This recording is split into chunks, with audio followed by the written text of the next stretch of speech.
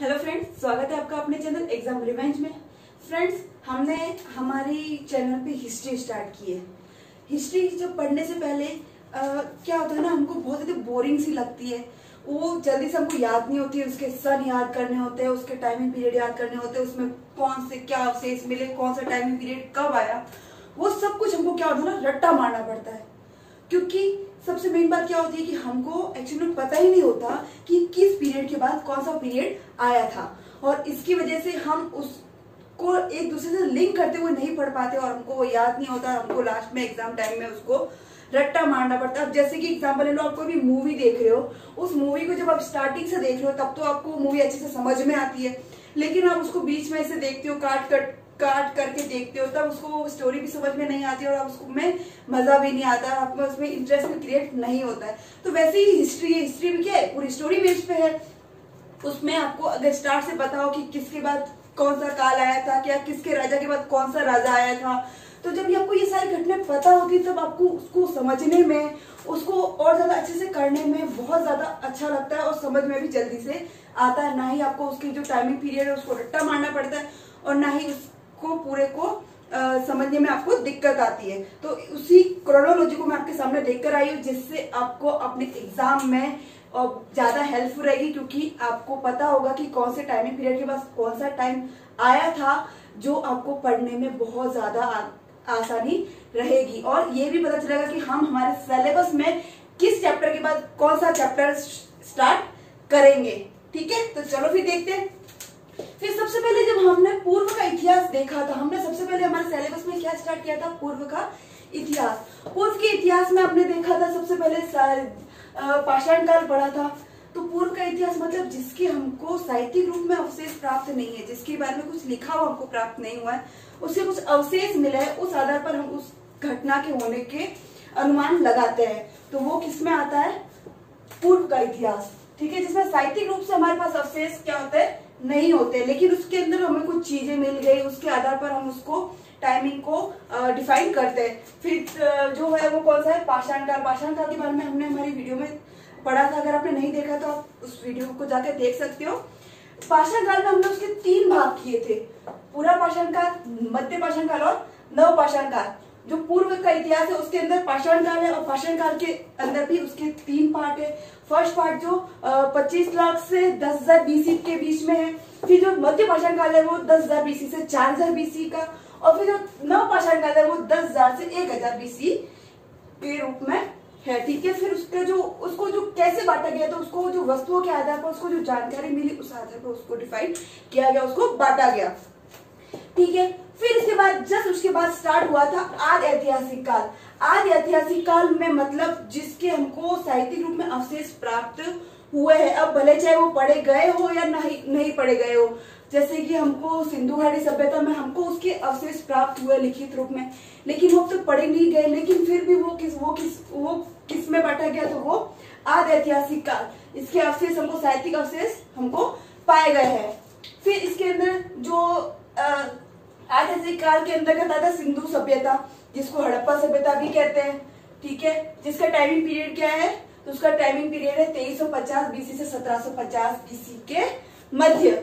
ठीक है, फिर जो ये जो सिंधु घाटी सभ्यता है, ये कौन कौन सी मेनली नदियों के किनारे बसी हुई है, तो वो आप देखो, सिंधु नदी, घग्गर या हकरा नदी, फिर सरस्वती नदी, और भी जो सिंधु नदी की सहायक नदियां हैं, सतलुज, व्यास, रावी, उन नदियों के किनारे ये सभ्यता बसी हुई है। फिर इसके अंदर जो लिपि है, जो लिपि हमको जो लिखा हुआ मिला, तो वो कौन सी लिपि में लिखा हुआ मिला, तो वो क्या है, बोस्टोफेदन।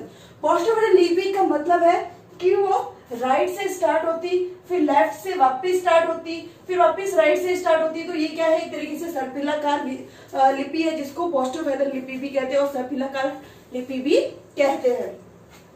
फिर इसके अंदर जो फर्स्ट साइट की खुदाई हुई थी, वो फर्स्ट साइट कौन सी थी, तो उसका नाम था हड़प्पा। ठीक है, हड़प्पा की सबसे पहले खुदाई कब हुई थी, तो 1921 में दहरा सहानी के द्वारा इसकी खुदाई की गई थी।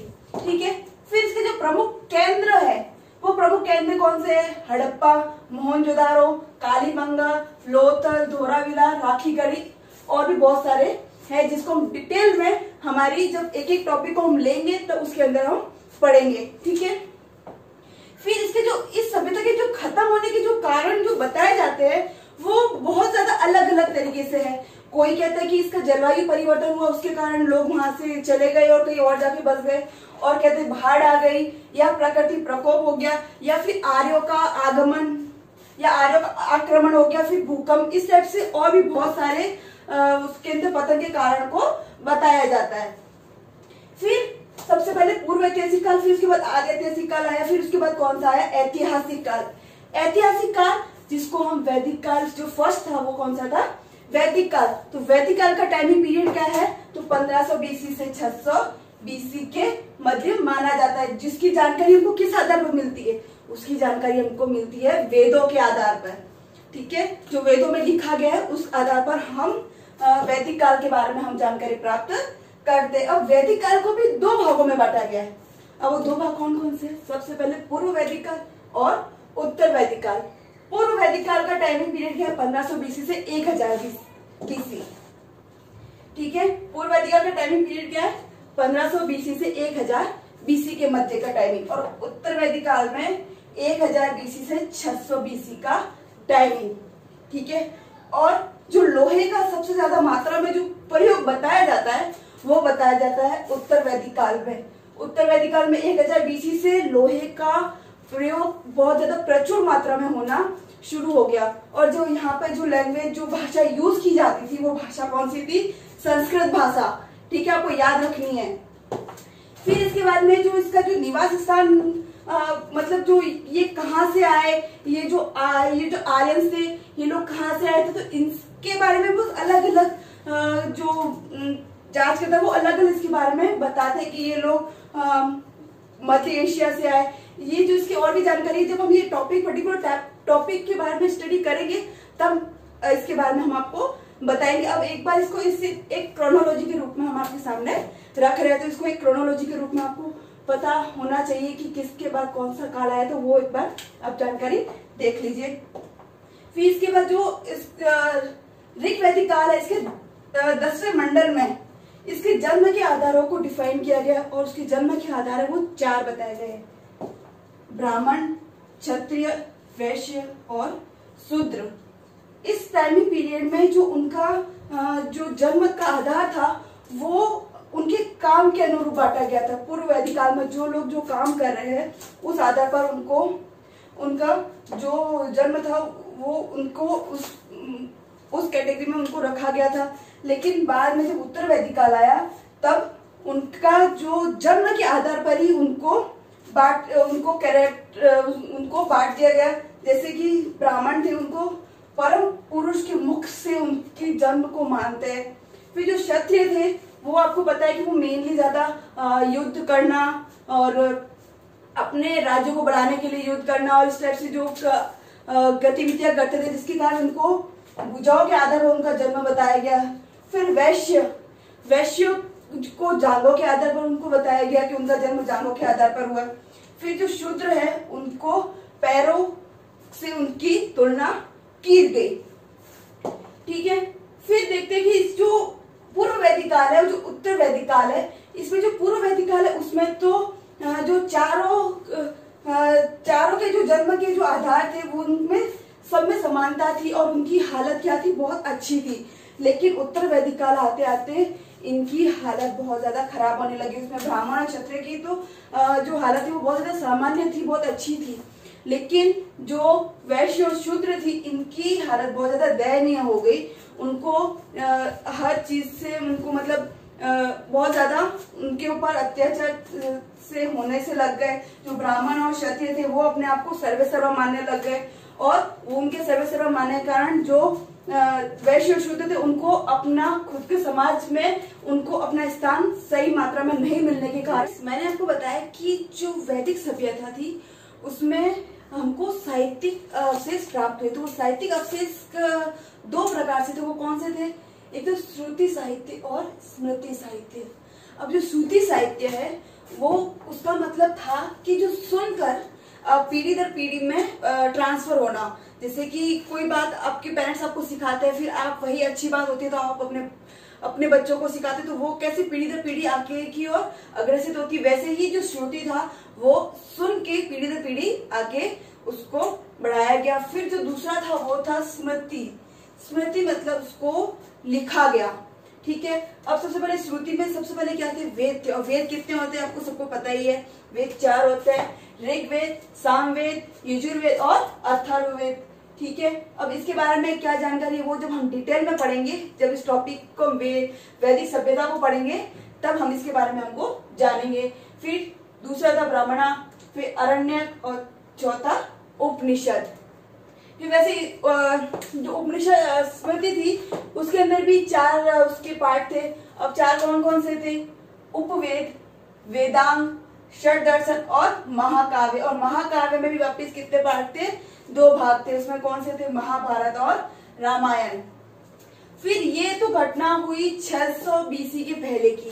ठीक है, उसके बाद में जब हमने पढ़ा कि जो उसमें जो जन्म के आधार पर 4 पुरुष थे, ब्राह्मण, क्षत्रिय, वैश्य और शूद्र। उसमें ब्राह्मण और क्षत्रिय की तो हालत बहुत ज्यादा अच्छी थी, लेकिन जो वैश्य और शूद्र थे उनकी हालत बहुत ज्यादा दयनीय होने लग गई, क्योंकि ब्राह्मण और क्षत्रिय थे वो अपने आप को सर्वे सर्वा मानने लग गए। ठीक है, तो उसके बाद फिर यहाँ पे जो 2 धर्म आए, जब हालत बहुत ज्यादा खराब थी तो इस धर्म की ओर जो वैश्य और जो शूद्र थे वो इस धर्म की ओर आकर्षित हुए।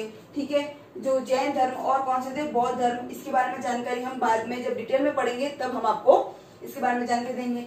और फिर यहाँ पे हम देखते हैं कि जब पहले थे जो 16 महाजनपद थे, महाजनपद मतलब महानगर, बड़े बड़े महानगर, जो धीरे धीरे युद्ध करके एक आपस में लड़ झगड़ के फिर धीरे धीरे 4 बने। और 4 वो कौन से थे, वत्स, कौशल, मगध और अवंती। ठीक है, फिर उसी टाइम में एक और हुए, फिर वहां पे विदेशी आक्रमण होने शुरू हो गए। विदेशी आक्रमण होने लग गए, वैसे जिसमें ईरानी और यूनानी। ईरानी के अंदर कुछ राजा थे तो इम्पोर्टेंट है, लेकिन हम जब इसको डिटेल में पढ़ेंगे तब उनके बारे में हम जानेंगे। फिर जो यूनानी थे, यूनानी में एक राजा था बहुत ज्यादा फेमस था, सिकंदर। सिकंदर जिस टाइम जो हमारे देश में, जो भारत में ये आया, उस टाइम राजा कौन था, तो उस टाइम था धनानंद। नंद वंश का उस टाइम शासक था। और वो शासन कहाँ था, वो था मगध में। क्योंकि आपको पता है कि जब लड़ झगड़ के 16 महाजनपद में से 4 महाजनपद बने, 4 महाजनपद में भी से फिर बाद में कितने जनपद बने, फिर लास्ट में एक जनपद बना जो कौन सा था, मगध। और जो मगध में उस टाइम किसका शासन था, तो वो था नंद वंश का। और नंद वंश का शासक कौन था, धनानंद। ठीक है, धनानंद था उस टाइम। तो फिर उससे पहले जब चाणक्य और चंद्रगुप्त मौर्य ने दोनों ने मिलकर, इसकी स्टोरी तो आपको पता होगी, बहुत ज्यादा के लिए रुचि क्रिएट करती है वो स्टोरी, लेकिन उसके बारे में हमको बाद में जानेंगे। इससे पहले हम इसको पढ़ते हैं। फिर धनानंद को चाणक्य और चंद्रगुप्त मौर्य ने इसको हराकर वहां पे मौर्य वंश का शासन किया। ठीक है, मौर्य वंश का शासन प्रारंभ किया। और वो कब किया, तो वो किया 323 BC से 273 BC तक। फिर उसके बाद में हम पढ़ते हैं, जब सबसे जो वहां पे मौर्य वंश का शासन स्टार्ट हो गया, तो सबसे पहले जो राजा बना वो कौन था, चंद्रगुप्त मौर्य। चंद्रगुप्त मौर्य, फिर उसके बाद उनका पुत्र बिंदुसार, फिर अशोक, और फिर जो 10वां राजा था वो कौन सा था, बृहदत्त, जो मौर्य वंश का 10वां राजा। और उसके बाद में जब वो कमजोर हो गया, फिर उसके बाद ये युद्ध में हारकर फिर दूसरे वंश की स्थापना हो गई, जो अपने अगले पार्ट में पढ़ेंगे। तो जो बृहदत्त था वो, उसका कार्यकाल सिर्फ 2 वर्ष तक वो राजा बना रहा। वो कब से, ईसा पूर्व 187 से 185 के बीच में सिर्फ वो 2 वर्ष तक ही वो राजा रहा। ठीक है, अब आपको यहाँ तक की स्टोरी तो आपको आई थिंक समझ में आ गई होगी और बहुत अच्छे से समझ में आई होगी। और इससे आगे का पार्ट है वो हम अपनी अगली वीडियो में देखेंगे। Okay, thank you.